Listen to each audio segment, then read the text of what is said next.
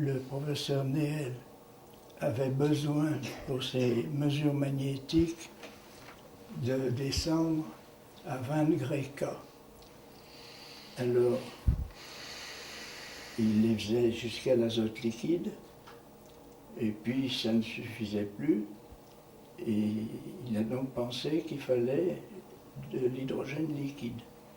Alors il aurait pu demander effectivement à Spondlin de lui construire un liquéfacteur, puisqu'il en avait un, ou demander à l'air liquide de lui fournir de l'hélium liquide ou de l'hydrogène liquide dans des récipients, mais il faudrait un gazomètre et un peu d'installation pour mesure.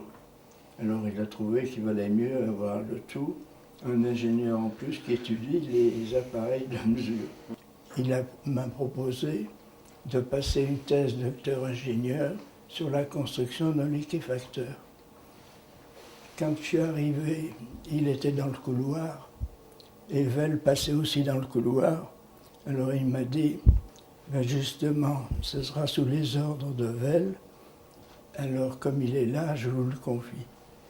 Et le professeur Velle m'a dit, bon, ben on vous propose de passer une thèse docteur-ingénieur sur la construction d'un liquéfacteur.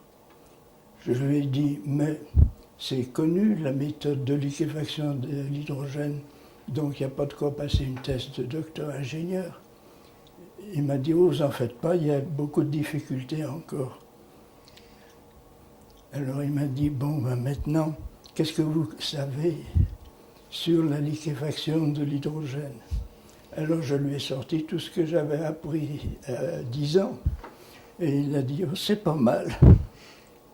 On a discuté le moyen de liquéfier l'hydrogène et de faire les plans, et de faire les pièces, de monter, etc. Le fait que Néel, le professeur Néel, ait choisi d'avoir un ingénieur pour construire son liquéfacteur lui permettait d'avoir un ingénieur pour mettre au point tous les appareils pour faire les mesures à basse température. Donc j'ai étudié tous les appareils pour ceux qui passaient des thèses en même temps. Je sais bien que quand j'ai passé ma première thèse, c'était le 1er avril. Je me suis demandé s'ils n'allaient pas me dire à la fin poisson d'avril. Chaque fois, il nous a raconté ça.